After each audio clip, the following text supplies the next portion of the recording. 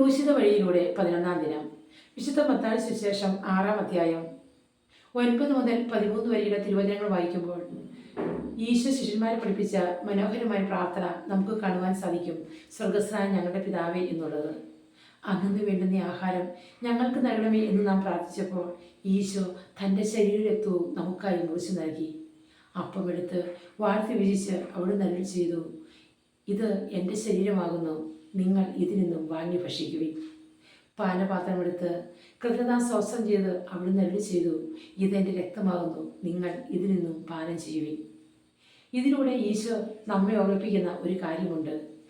ആരവങ്ങളില്ലാതെ ആഘോഷങ്ങളില്ലാതെ ശാന്തമായ ആ തീന്മേശയിൽ ഞാൻ നിങ്ങൾക്കായി മുറിയപ്പെട്ടതുപോലെ നിങ്ങൾ മറ്റുള്ളവർക്കായി മുറിയപ്പെടണം. വീണ്ടും ഞങ്ങളുടെ കടക്കാരോട് ഞങ്ങൾ ക്ഷമിച്ചതുപോലെ ഞങ്ങളോട് ക്ഷമിക്കണമേ എന്ന് നാം പ്രാർത്ഥിക്കുമ്പോൾ ഈശോ നമ്മെ ഓർമ്മിപ്പിക്കുന്നു, നാം മറ്റുള്ളവരോട് ക്ഷമിച്ചാൽ മാത്രമേ സ്വർഗസ്ഥനായ നിങ്ങളുടെ പിതാവ് നിങ്ങളോട് ക്ഷമിക്കുകയുള്ളൂ എന്ന്.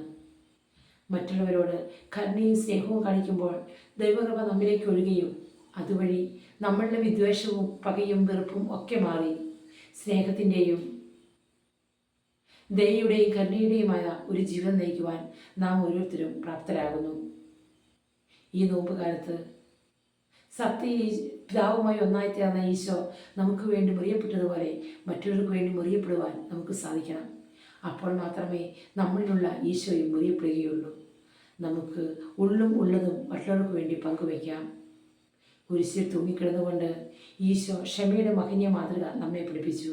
പിതാവേ, ഇവർ ചെയ്യുന്ന എന്തെന്ന് ഇവരറിയുന്നില്ല, ഇവരോട് ക്ഷമിക്കണമേ എന്ന് പറഞ്ഞുകൊണ്ട് നമുക്ക് ഈശോയെ പോലെ മറ്റുള്ളവർക്ക് വേണ്ടി മുറിയപ്പെടാം, മറ്റുള്ളവരോട് ക്ഷമിക്കാം, നമുക്കുള്ളതെല്ലാം മറ്റുള്ളവരുമായി പങ്കുവയ്ക്കാം. അങ്ങനെ കാൽവരിയിലേക്കുള്ള ഈ യാത്രയിൽ ക്രൂശിതനായ യേശുവിനൊപ്പം നമുക്ക് യാത്ര ചെയ്യാം. സ്തുതിയായിരിക്കട്ടെ.